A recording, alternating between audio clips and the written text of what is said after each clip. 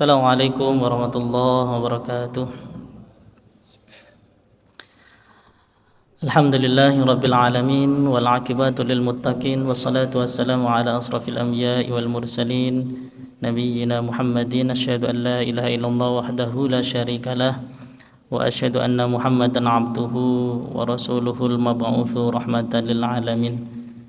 Ibu-ibu, bapak-bapak, jamaah salat maghrib rahimakumullah. Alhamdulillah, pertama-tama dan yang paling utama, marilah kita memanjatkan rasa syukur kita kepada Allah Subhanahu wa taala karena berkat rahmat dan karunia-Nya lah pada malam hari ini kita masih diberikan kesehatan, kita masih diberikan kesempatan, diberikan ringan kaki untuk melangkahkan menuju jamaah salat maghrib, dan insya Allah nanti akan kita lanjutkan dengan salat isya. Sungguh apabila kita menghitung nikmat Allah menggunakan jari jemari kita, Bapak Ibu, kita tidak akan mampu untuk menghitung nikmatnya. Mulai dari bangun tidur tadi sampai sore hari ini, sampai duduk di masjid ini, kalau kita akan menghitung, tentu kita tidak akan sanggup. Nikmat sehat, nikmat bisa melihat, nikmat bisa bernafas, nikmat bisa berjalan, itu nikmat-nikmat yang tidak bisa dibayar dengan uang. Sebab itu kalau kita tidak bersyukur, kata Allah, inna adzabil syadid. Mari Bapak Ibu kita syukuri apa yang sudah dianugerahkan kepada Allah.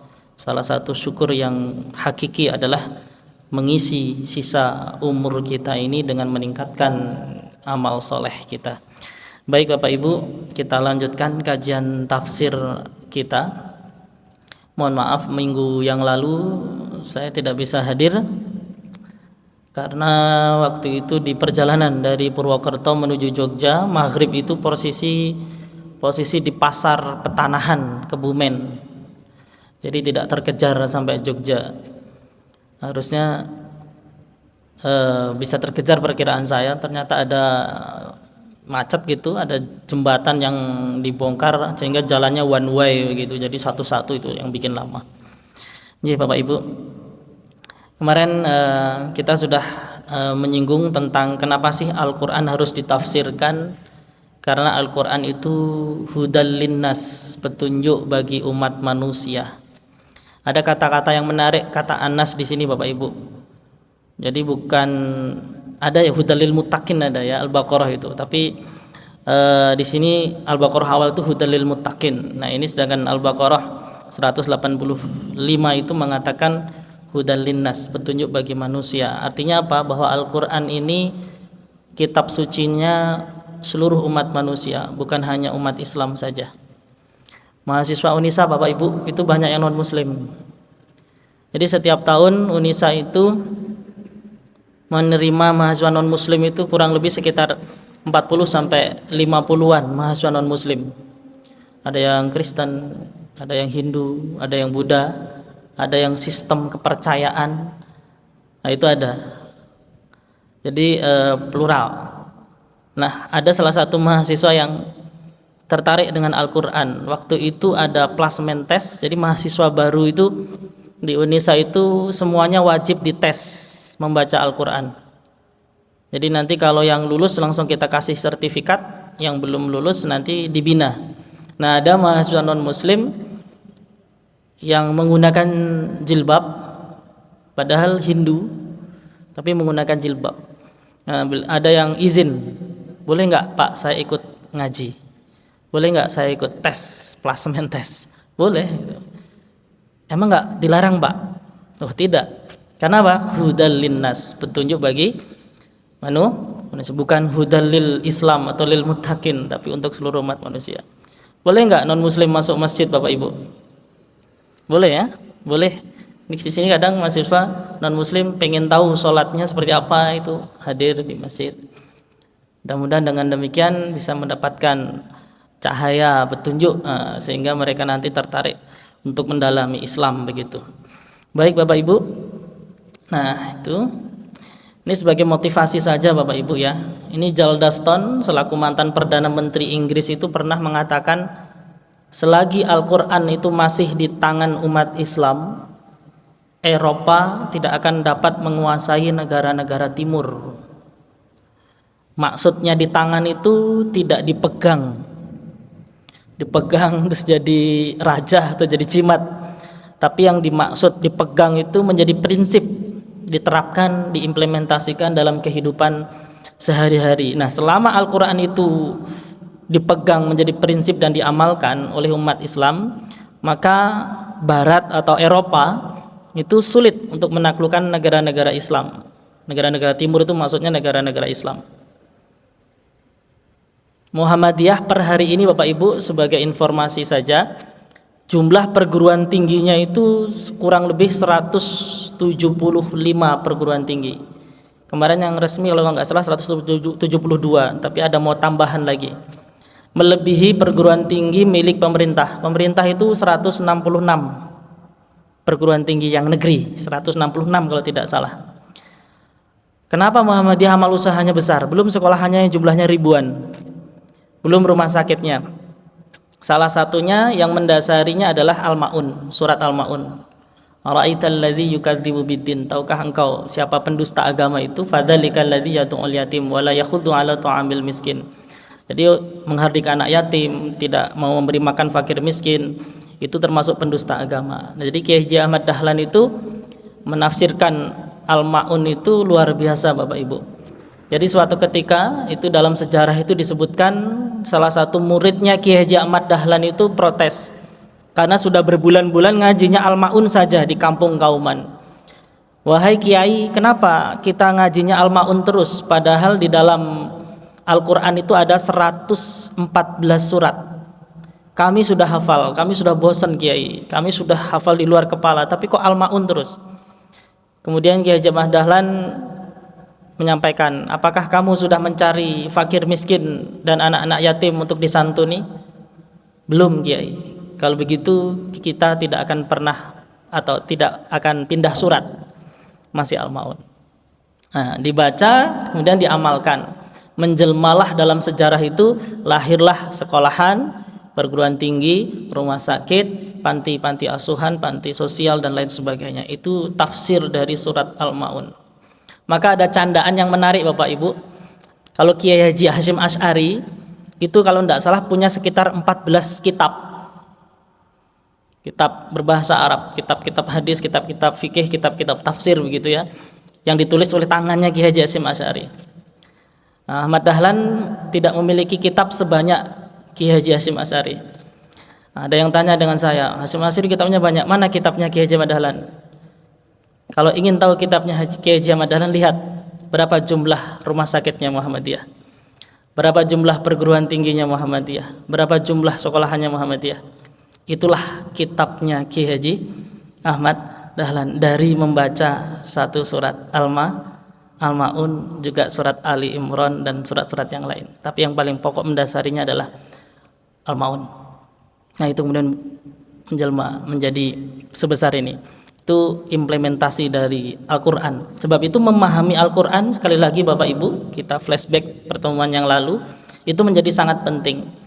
Karena kalau Al-Quran hanya menjadi pajangan saja, ya tidak ada maknanya. Apalagi hanya ditaruh di lemari, disimpan, nggak pernah dibaca, nggak pernah dipahami begitu. Nah, itu. Ini sebagai motivasi lagi Bapak Ibu. Bisa dicari di Google ini. Ada ibu-ibu usianya 80 tahun, namanya Siti Aisyah, hampir mirip dengan Universitas Aisyah karena diambil dari kata Siti Aisyah juga, istrinya Rasul. Ini namanya ibu-ibu usianya 80 tahun, Siti Aisyah, diwisuda sebagai hafizah di usia 80 tahun Bapak Ibu.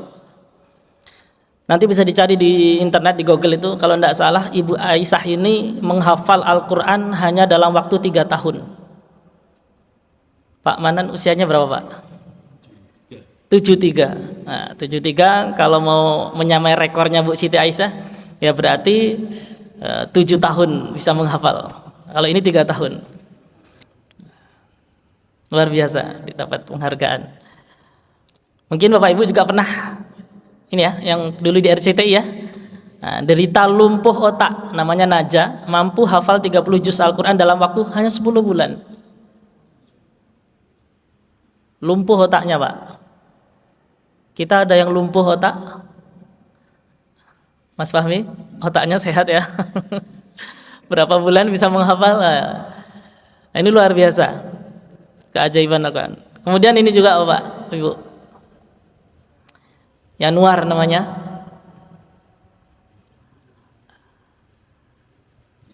Hafal ya, Al-Quran 30 juz, lahir buta. Hanya dengan modal mendengar saja. Mendengar.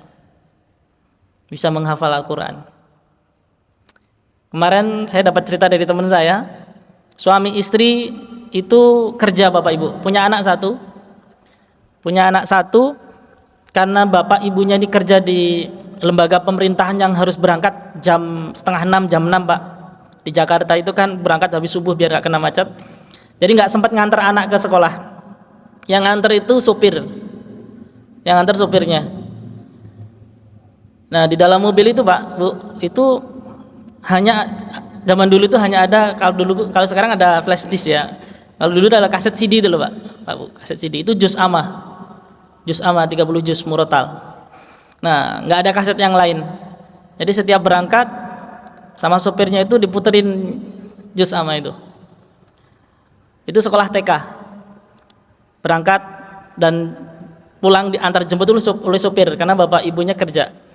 Dalam waktu 2 tahun si anak ini hafal juz yang ke-30 tanpa diajari, tanpa mondok di pesantren, hanya dengan modal duduk setiap pagi dan pulang sekitar jam 10 atau jam 11 dari sekolahan, mendengarkan murotal itu setiap hari. Itu metodenya Ustadz Adi Hidayat. Kalau ingin punya anak hafal Quran, kata Ustadz Adi Hidayat, dari 0 sampai sekian tahun itu diputarkan tartil. Misalnya juz 1 sampai juz 1 itu 1 bulan full diputar 24 jam di rumah pakai MP3 itu. Nanti kalau udah 1 bulan pindah juz kedua, diputar 1 bulan full begitu. Nanti di bulan yang kedua juz yang ketiga full 24 jam. Itu Ustaz tadi. Jadi mendengar itu ternyata sangat membantu. Nah, itu Bapak Ibu. Kemarin saya belum menyampaikan ini sebagai motivasi lagi bahwa ada hadis yang menerangkan tentang keutamaan mempelajari Al-Quran. Yang pertama, mukmin yang membaca Al-Quran, insya Allah kita ini orang-orang mukmin yang beriman itu seperti buah utrujah. Utrujah itu baunya sedap, wangi begitu, rasanya juga enak. Napa Bapak Ibu kalau di Indonesia? Wangi, seger, terus enak rasanya. Durian ya, durian. Walaupun nggak semua orang suka durian, termasuk saya. Wangi, manis gitu, utrujah. Tapi mukmin yang tidak membaca Al-Quran itu seperti buah tamar, tidak ada baunya, tetapi rasanya enak. Apa? Nggak ada baunya, tapi rasanya enak. Kurma mungkin ya, itu gambarnya kayak kurma ya. Kurma itu nggak ada aroma tertentu, tapi kalau dicicipin manis begitu.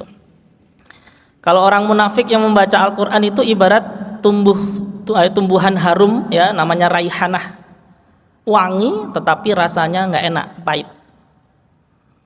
Jadi orang munafik itu apa? Kalau Indonesia itu mengatakan orang munafik itu bermuka dua. Ya kalau ketemu teman yang ini ngaku saudaranya sini, kalau orang sini ngaku saudaranya dan jelek-jelekan yang di sini, orang munafik. Tapi kalau orang munafik yang tidak membaca Al-Quran sudah munafik, tapi tidak membaca Al-Quran seperti buah hanzalah, sudah nggak ada baunya, rasanya pun pahit ya. Mungkin di Indonesia pernah dengar itu Pak Arkom, Brutawali ya. Brutawali itu pahit sekali itu. Batangnya itu kalau digigit pahitnya itu nggak hilang-hilang itu Brutawali. Nah orang munafik yang tidak pernah membaca Al-Quran itu seperti buah hanzalah. Mudah-mudahan kita termasuk yang pertama, mukmin yang membaca Al-Quran. Tentu membaca dalam hal ini juga memahami dan mengamalkan. Dan hadis motivasi yang terakhir sebelum nanti ke ayat yang pertama adalah hadis ini Bapak Ibu, kemarin sudah saya sampaikan. Wa majtama'a qaumun fi baitim min buyutillahi yatluna kitaballah. Tidaklah suatu kaum berkumpul di salah satu rumah Allah, maksudnya di musola atau di masjid seperti kita saat ini, kemudian membaca kitabullah dan saling mengajarkan satu dan lainnya. Di situ diterangkan, hadisnya panjang ya, saya bacakan terjemahnya saja. Melainkan akan turun kepada mereka sakinah, ketenangan. Kemudian akan dinaungi rahmat oleh Allah, dan kemudian akan dikelilingi oleh para malaikat, dan Allah akan menyebut-nyebut mereka di sisi makhluknya yang dimuliakan di sisinya di langit. Jadi kalau nama kita nggak viral di Indonesia, di dunia, ya kita bisa membuat nama kita harum atau viral di atas sana. Dengan cara apa? Kita berada di suatu rumah Allah seperti ini, kemudian kita mempelajari Al-Quran, saling mengajarkan. Nah, nama-nama kita itu disebut-sebut oleh Allah dan makhluk-makhluknya di sisinya. Nah, mudah-mudahan kita termasuk itu. Amin ya robbal alamin. Ini tidak usah saya sampaikan ya. Kapan-kapan kita bahas. Ini hanya gambar, bukan gambar neraka beneran ya Bapak Ibu ya. Tentu gambar neraka lebih ngeri daripada ini. Ini hanya untuk ilustrasi. Jadi saya sampaikan terus. Kemarin kita sampai di sampun nggih. Kemarin bismillah sampun nggih. Keutamaan membaca Bismillah boleh dibaca sir atau jahar, itu sudah kesimpulannya. Boleh dibaca sir, boleh dibaca jahar. Jadi boleh dibaca pelan, boleh dibaca terang-terangan gitu. Sekarang kita akan memasuki yang kemarin sudah, ayat yang pertama Bapak Ibu. Bismillahirrahmanirrahim. Mari kita baca bersama-sama. 1, 2, 3. Bismillahirrahmanirrahim. Ini ayat yang pertama. Mayoritas ulama tidak ada perdebatan bahwa bismillah itu bagian dari ayat surat Al-Fatihah. Tidak ada perdebatan, mayoritas jumhur ulama bahwa bismillah itu ayat yang pertama. Walaupun ada minoritas ulama yang mengatakan bismillah bukan bagian dari ayat. Tetapi mayoritas ulama termasuk di Muhammadiyah, di dalam kitab tafsir At-Tanwir itu disebutkan bahwa bismillah itu mayoritas ulama menyebutkan bagian dari surat Al-Fatihah. Kalau terjemah Kementerian Agamanya seperti ini Bapak Ibu, dengan nama Allah yang Maha Pengasih lagi Maha Penyayang. Itu terjemahan letterlucknya. Kita akan coba tafsir perkatanya.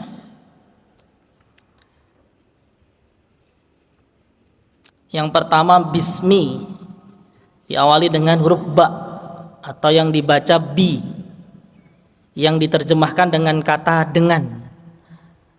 Kalau di sini tadi dengan nama, bismi, dengan, mengandung satu makna Bapak Ibu yang tidak terucap. Jadi ketika kita mengucapkan bi yang artinya dengan, itu menurut para ulama tafsir itu di dalam lafadz bi itu mengandung satu makna yang tidak terucap tetapi harus terlintas di dalam benak ketika mengucapkan basmalah, yaitu kata memulai. Saya ulangi Bapak Ibu, ketika kita mengucapkan bismillah, ba, huruf ba itu yang artinya dengan, di dalam lafadz bi itu menurut para ulama tafsir itu mengandung satu makna yang tidak terucap tetapi harus terlintas di dalam benak ketika kita mengucapkan basmalah. Apa itu? Memulai. Dengan demikian kata bismi Bapak Ibu itu mengandung doa atau pernyataan dari pengucapnya, kita misalnya, bahwa ia memulai pekerjaannya atas nama Allah. Bismi, mengucapkan atas nama Allah. Jadi bismi dengan mengucapkan bismi dengan menyebut nama Allah, saya memulai apapun itu Bapak Ibu. Memulai bekerja, memulai belajar, memulai aktivitas. Saya memulai. Nah, atau dapat juga diartikan sebagai perintah dari Allah, walaupun kalimat tersebut tidak terbentuk perintah yang menyatakan mulailah pekerjaanmu dengan nama menyebut Allah, menyebut nama Allah, begitu. Ya, makasih Mas. Bisa jam berapa? 20 menit lagi. Ya. Bapak Ibu, pengucap basmalah seakan-akan berkata, dengan kekuasaan Allah dan pertolongannya, pekerjaan yang sedang saya lakukan ini dapat terlaksana. Itu ketika kita mengucapkan Bismillahirrahmanirrahim. Jadi ada makna yang tidak tertera di situ, tidak terucap, tapi harus terlintas dalam benak kita ketika kita mengucapkan Bismillah, yaitu memulai. Itu yang pertama. Jadi kalau Bapak Ibu misalnya mau beraktivitas apapun, misalnya mohon maaf, marah pakai Bismillah, nah itu nanti nggak jadi marah itu.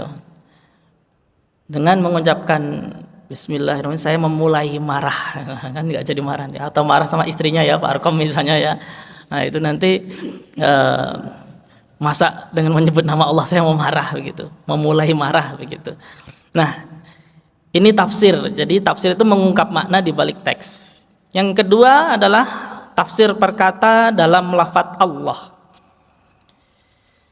Apabila Anda berkata Allah di situ saya tuliskan, maka apa yang Anda ucapkan itu telah mencakup semua nama-namanya yang lain. Ada asmaul husna itu ya Bapak Ibu. Tetapi jika hanya mengucapkan nama atau sifatnya saja, misalnya Ar-Rahim, Al-Malik, maka hanya menggambarkan sifat rahmat dan kepemilikannya saja. Ini disebutkan dalam tafsir Al-Misbah misalnya. Bahkan Bapak Ibu, kalau ada papan tulis itu kita bisa menulis Allah ini, lafadz Allah ini lafadz yang paling unik Bapak Ibu.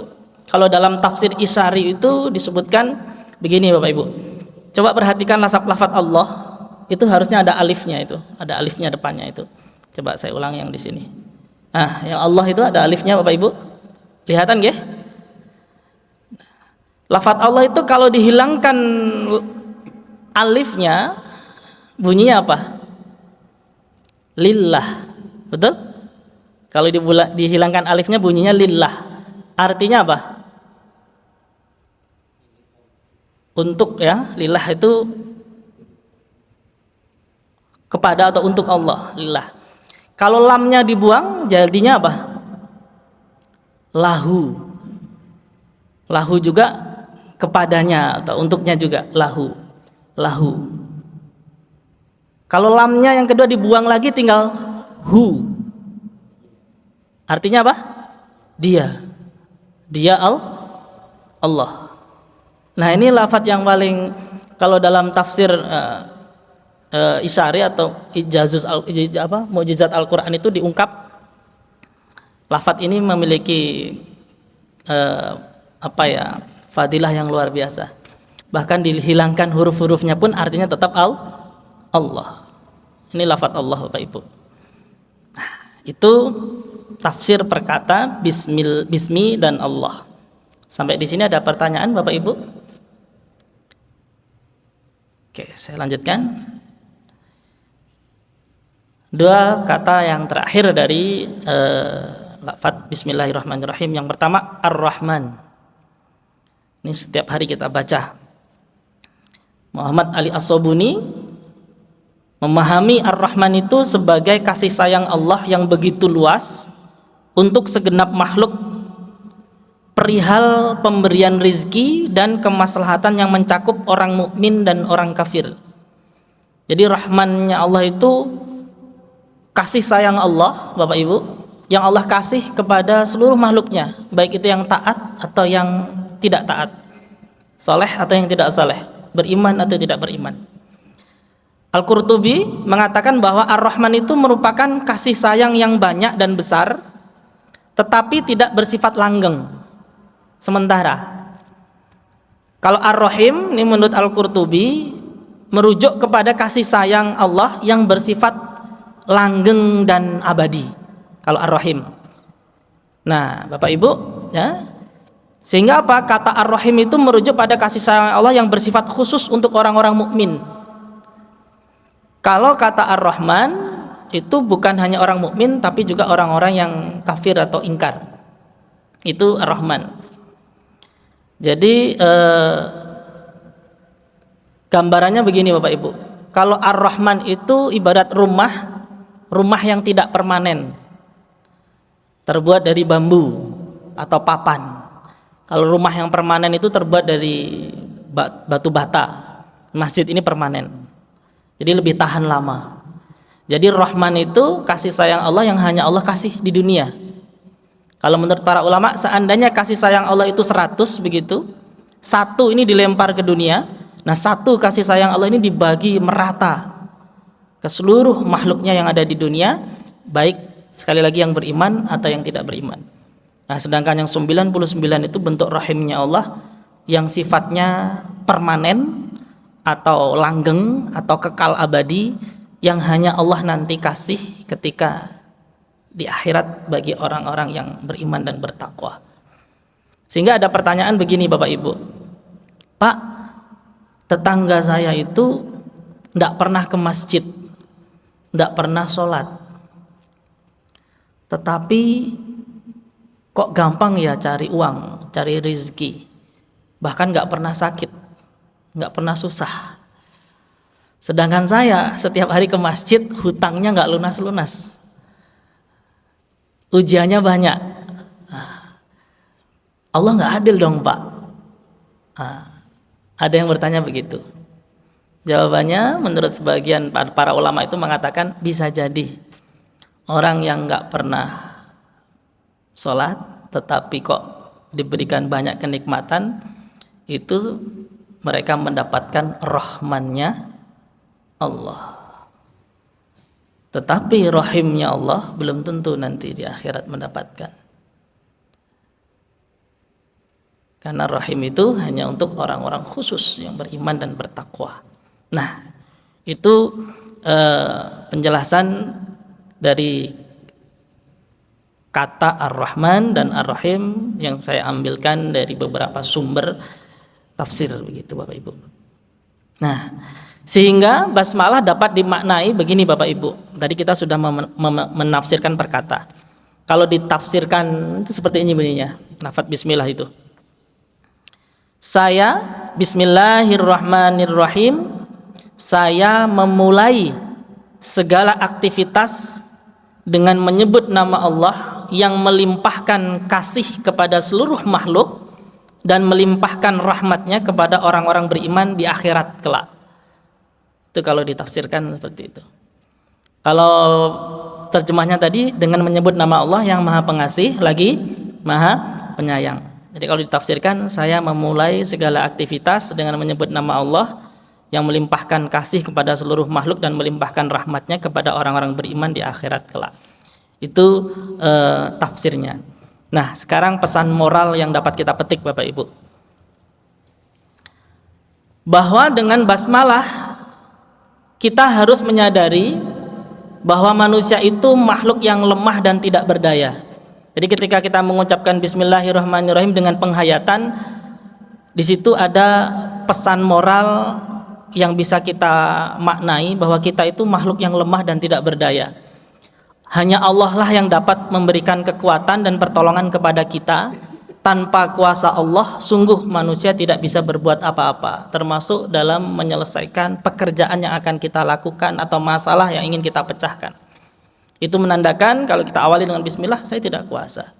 Bahkan ada orang naik motor, naik mobil dari rumah sudah bismillahi tawakkaltu 'alallah la haula wala quwata illa billah, bismillahi majriha wa mursaha inna rabbi laghafurur rahim.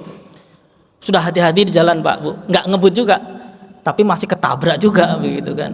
Itu menandakan bahwa kita itu makhluk yang lemah dan tidak kuasa, tidak berdaya.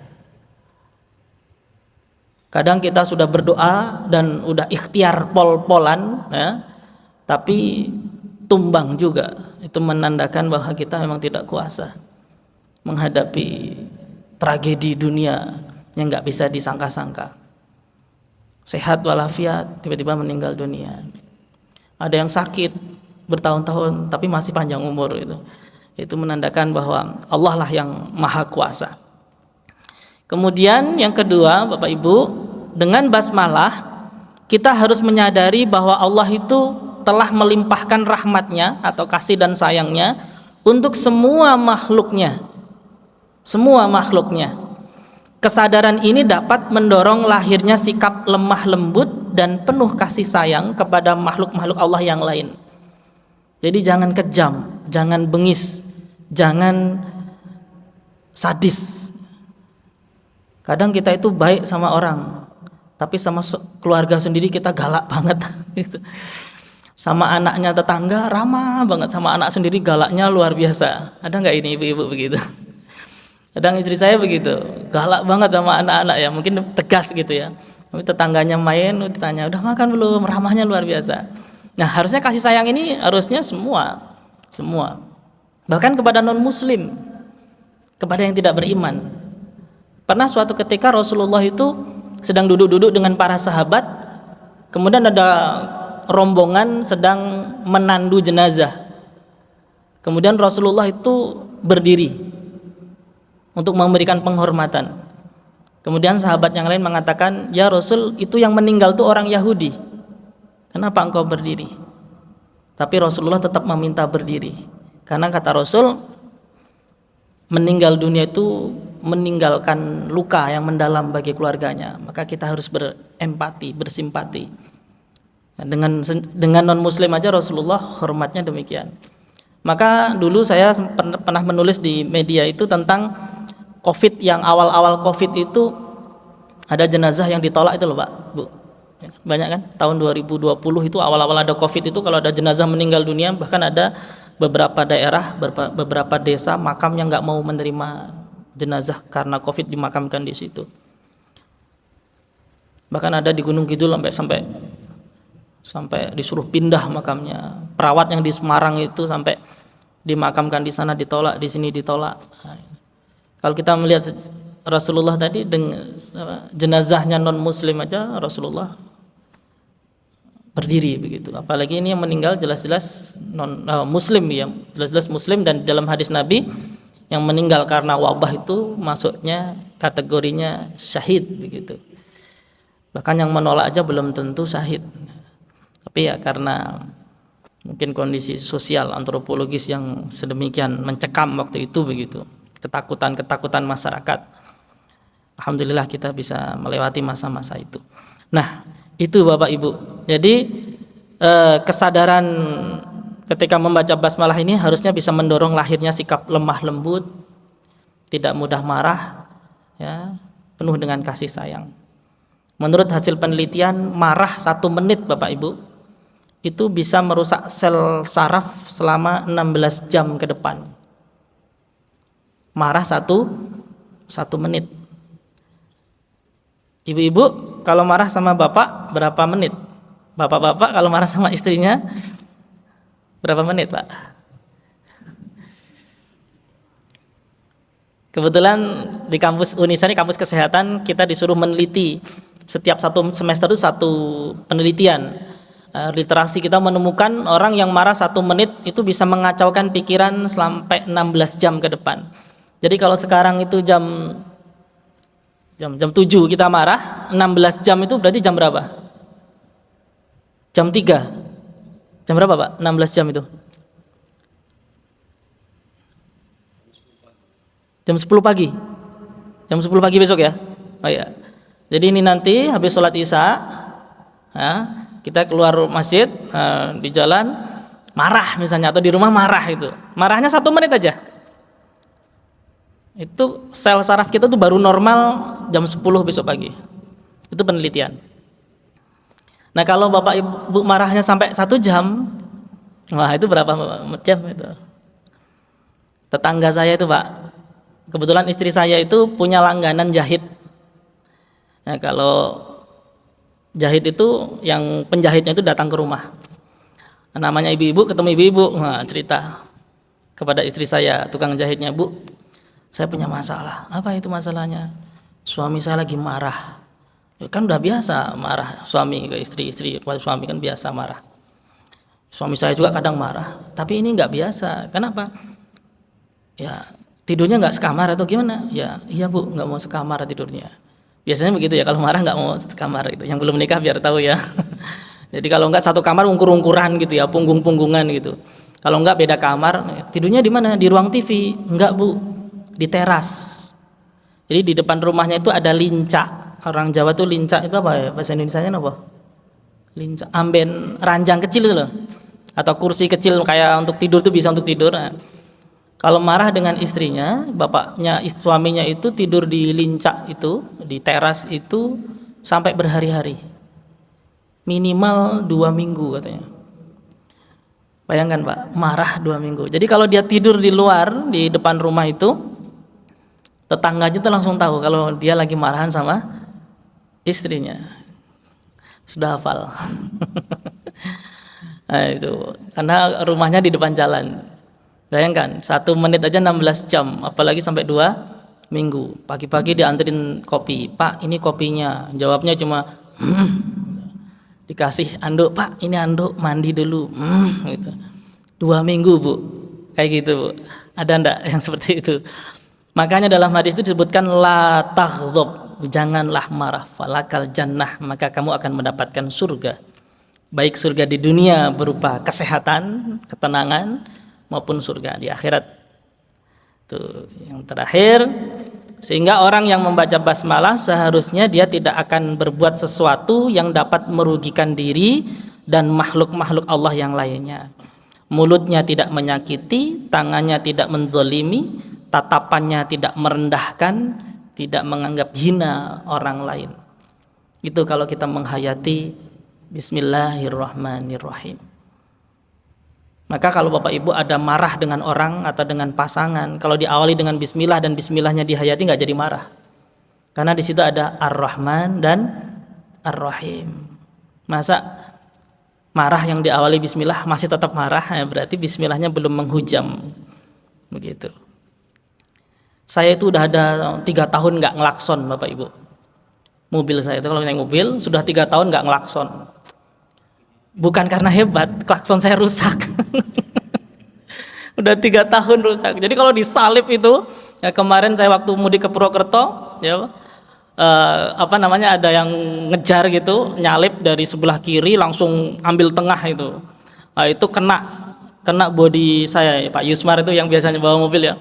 Kalau disalip dari kiri itu kan kita jengkel itu kan. Wes gitu, membahayakan. Sennya kanan, beloknya kiri gitu. Wah, nggak bisa ngelakson, akhirnya marah-marah sendiri Pak di dalam mobil itu kan. Sabar ya, sabar gitu. Nah, kemarin sempat begitu. Ingat, marah 1 menit bisa mengacaukan 16 jam ke depan. Makanya biasanya kalau kita marah, kita bisa melampiaskan ke teman kita, ke anak kita, ke orang-orang terdekat kita. Karena pengaruh marah itu tidak baik begitu. Itu saja Bapak Ibu, kita kurang 3 menit, mungkin ada 1-2 pertanyaan, disilahkan. Nah, keutamaan membaca basmalah besok. Jadi bismillah ini bisa sampai 3 atau 4 kali pertemuan kalau kita lakukan. Monggo kalau ada pertanyaan.